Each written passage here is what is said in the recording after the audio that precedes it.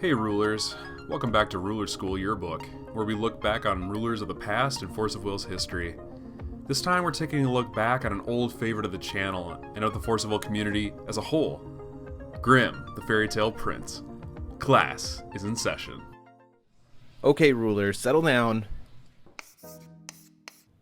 Ruler School is brought to you by Odyssey Games, where you can go to get singles for all your Force of Will and other trading card games, as well as these amazing patrons.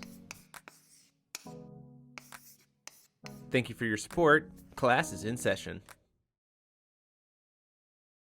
Grimm, the Fairy Tale Prince was released in the first competitive set of Force of Will, Crimson Moon's Fairy Tale. Currently, Grimm, the Fairy Tale Prince is available in the official Wanderer format and the community-made formats Epic Stories, Pauper, and Conqueror.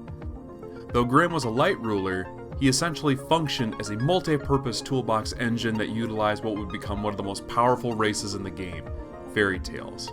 Because of this sheer utility as a trade-off for not being able to perform judgment, Grimm is a great ruler for newer players and veterans alike. Because Grimm only requires you to pay one will of any attribute to discard a fairy tale from your hand, you can fish out another fairy tale from your deck, meaning that Grimm can run any color of magic stones. But the plus side of not being able to perform judgment is Grimm's ability to use any fairy tale in the game regardless of its attribute needs in terms of its will cost. In his debut set, Grimm can make use of Rapunzel and Tinkerbell if he wanted to stay within his home attribute of light, but he could also include Gretel to gain more wind magic stones upon entering the field. The same goes for any other fairy tales released since CMF. As time went on and more fairy tales were added to the game, Grimm gained access to things like Cheshire Cat, the Grinning Remnant, Little Red, the Fairy Tale of Air, and even Kaguya, Sealed God of the Moon, to name a few. And if you're going to build a deck with Grimm, the Fairy Tale Prince, as a ruler, you're going to want to focus on a few things first. So first, you need to decide what fairy tales you want to include in your deck. And trust me, there's a lot of choices. If you're new to the game, you're going to want to follow the link in the description and go to that fan-made Force of Will database that we have set up down there for you, where you can easily search for all the fairy tale resonators to include in your deck by using their filter options. We recommend that you gear your stone base to your chosen chants, your additions, and all those other non-fairy tale resonators that you include in your deck. Since Grimm doesn't filter for will of those cards because they're not fairy tales, you need to account for that in your deck building.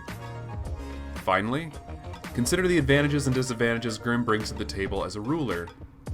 Unlike some of the new rulers that perform judgment to gain you an advantage, some that use runes or even strangers in an extra deck for added advantage, Grimm only has the main deck and the stone deck to work with.